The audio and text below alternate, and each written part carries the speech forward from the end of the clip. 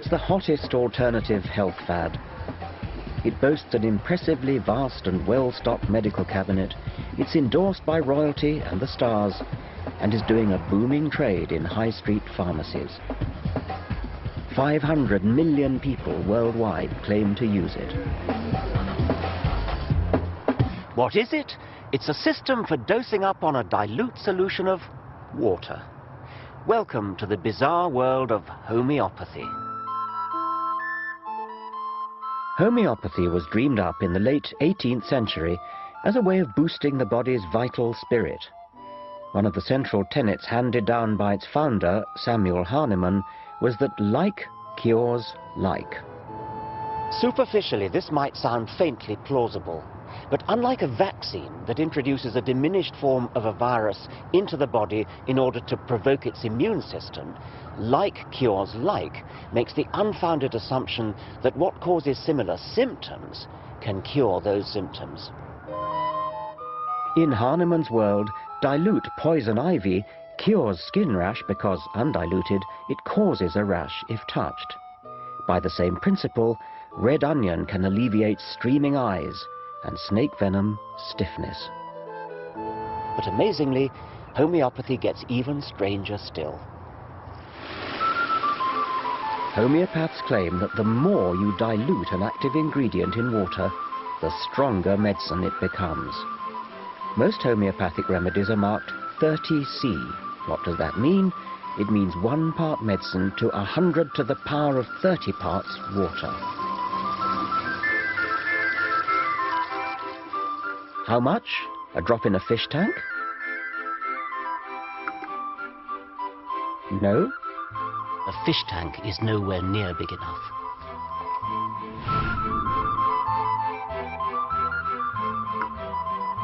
The swimming pool doesn't provide enough dilution. Not even a lake. What about a drop in the ocean?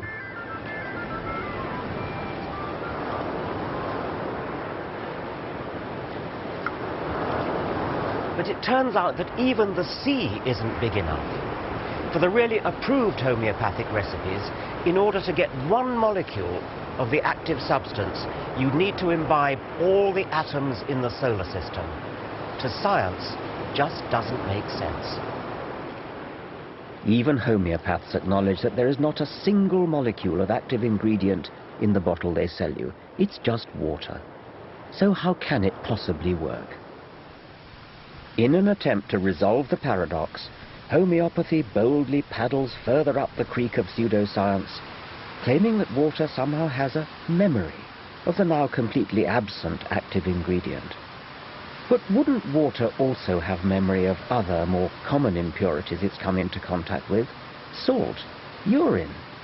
Scientists have calculated that in each glass of water we drink, at least 1 molecule has passed through the bladder of Oliver Cromwell.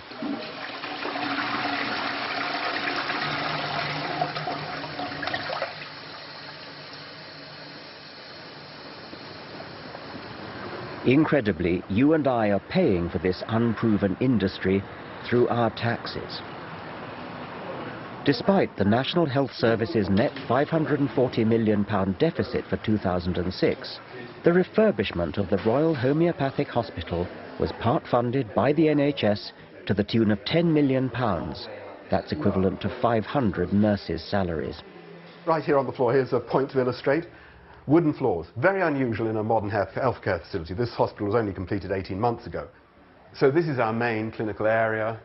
The homeopathic profession is unregulated by government. You can call yourself a homeopath without any qualification, training, or even insurance. After all you're doing is dishing out water solution. But Peter Fisher, clinical director of the hospital, is a medically trained rheumatologist. I see Prince Charles over there. Yep. Oh, yes, great friend of ours. These are the homeopathic medicines that are in daily use. This is one, for instance, it has quite a strong evidence base, Rostock, which is poison ivy. Right, okay. I want to know how someone highly qualified in real medicine can make such a leap of faith. I agree there is a plausibility problem, and I pinch myself from time to time. I quite regularly pinch myself. Is this really happening? The fact is I couldn't stop what I do now, even if I wanted to. My patients wouldn't let me. Yeah. They say it helps. So how are things? Well, very much better since we last saw you. Mm-hmm. I've virtually no pain at all. If I'm aware of the symptoms are going to start again, I start taking it again, and I can feel the improvement, and then I go back to it until I need it again, Good. Oh, well, that's pretty straightforward. We just bash on the same, don't we? Yeah.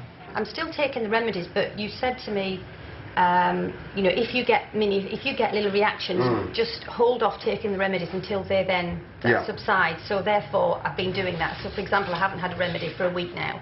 And last time we met, you said you were getting a bit of an emotional sort of upset the day after you took the medicine. It was the day after I took the medicine. I was impressed by the amount of time and care Peter Fisher devotes to each patient, far more than an ordinary doctor. But in terms of the treatment, I would be, reluctant to make a big change. I think this is the right stuff, and we may need to fiddle around with it. Like a GP, Peter Fisher prescribes medicine. But in this case, the medicine is a bit of a surprise. Thank you very much. Good.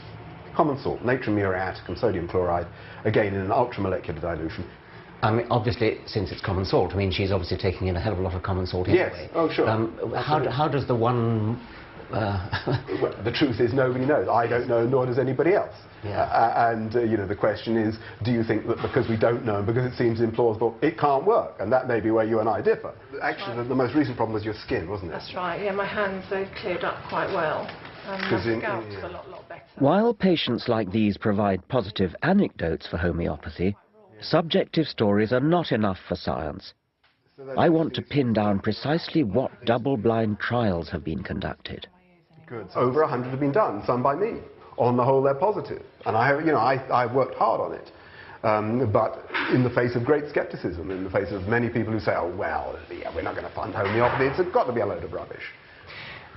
Why do you think they say that if there really are controlled trials which show... Well, I think you're much better placed to comment on it because you're the sort of person who says that. Well, because I have read studies which have a sort of meta-analyses and things which suggest that, yes, occasionally there's a slight suggestion of something, maybe a slight suggestion there, but if you take all the studies that have been done, it doesn't add up in the way that... Well, I don't agree with that at all. Now, if a double-blind controlled trial really does show that it works, then that suggests we're dealing with an entirely new force of physics, something unknown to science. Well, I think there's a slight exaggeration. There are various hypotheses. Remarkably, nobody knows what the structure of liquid water is. So there is room, for a phenomenon analogous to, I'm not saying the same, but analogous to the storage of information by a magnetic medium, by a floppy disk or a videotape. Yes. If I were a doctor doing what you do and was convinced that it really worked, I would drop everything and really try to demonstrate it and win the Nobel Prize for Physics. It would be an totally astonishing finding. That's, to be honest, one of the main reasons I got into it. Plain ambition got me into it in the first place. But I agree, it would be nice to see, a really serious program of research done on it. Well, you're saying it has been done, and... Well, no, I'm saying that quite a lot of research has been done. I don't claim it's conclusive. Well, why not? It sounds as though... Well, because it's very diffuse. And of course, it does depend what question you're asking. Are you saying, does it benefit people? Do people feel better? And I think actually, there's no doubt about that people who go to homeopathic hospitals, have homeopathic treatment, do feel better. But of course, you will say that's all because you're nice to them. This is all rather contradictory, so let's be clear about the latest evidence. In 2005, the medical journal The Lancet surveyed all the meta-analyses, the analyses of the analyses, and failed to find any reliable effect of homeopathy. Tellingly, for me, in the bigger trials, less prone to chance anomalies, homeopathy was more likely to show zero demonstrable effect.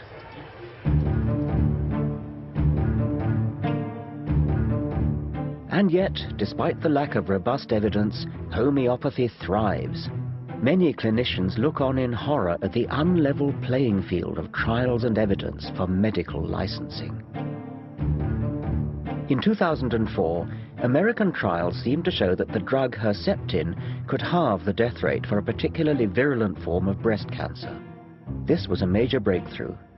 Patients understandably clamoured for the new drug, but unlike in the world of homeopathy, the claims of scientific medicine are tested rigorously, and that takes time. Accordingly, the licence was delayed. We went through a period of a year or two when Herceptin, quite rightly in my opinion, was held up for the treatment of breast cancer until all the evidence was there. So we had extremely rigid cost-effectiveness analysis before we could use Herceptin. And, okay, there was a short passage of time when it seemed unfair.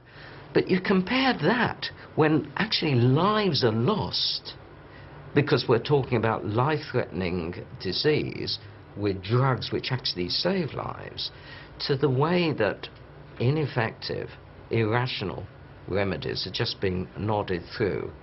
I mean, it makes you weep. The pharmaceutical industry takes a lot of knocks, and yes, drugs are very expensive.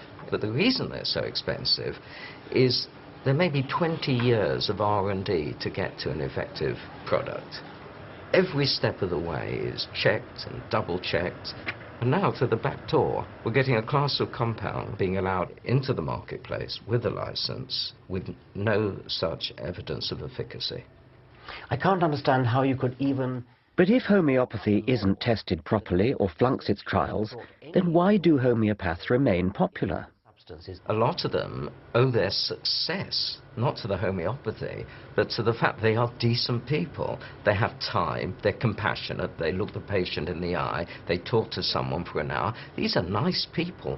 I would like to recruit these really nice people to practice proper medicine. And then in the end, what we've got are proper doctors, empathetic doctors, who will, in addition to the placebo effect of being that kind of physician, they can also add in truly effective drugs. Clinical trials show that homeopathy simply cannot match up with safe chemical drugs. Yet in the realm of petty ailments like sore eyes or itchy scalp, homeopathy is probably innocent enough. Because it's really all about attentive doctors spending time listening to the patient. That one is still, the right one is still a tiny bit puffy, isn't it? Or is it? Well, it's always like that. Then giving them something that makes them feel better, precisely because it's supposed to make them feel better. Can cure those symptoms. In Hahnemann's world, dilute poison ivy cures skin rash because, undiluted, it causes a rash if touched. By the same principle, red onion can alleviate streaming eyes and snake venom stiffness. But amazingly, homeopathy gets even stranger still. Trade in high street pharmacies. 500 million people worldwide claim to use it. What is it? It's a system for dosing up on a dilute solution of water. Welcome to the bizarre world of homeopathy. Homeopathy was dreamed up in the late 18th century as a way of boosting the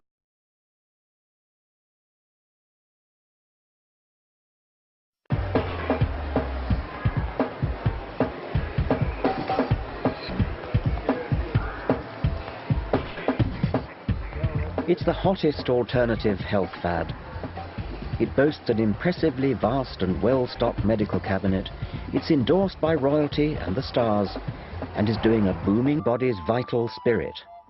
One of the central tenets handed down by its founder, Samuel Hahnemann, was that like cures like. Superficially, this might sound faintly plausible.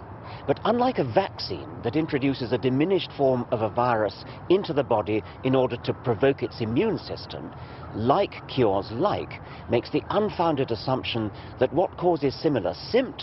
Homeopaths claim that the more you dilute an active ingredient in water, the stronger medicine it becomes. Most homeopathic remedies are marked 30C. What does that mean? It means 1 part medicine to 100 to the power of 30 parts water. How much? A drop in a fish tank?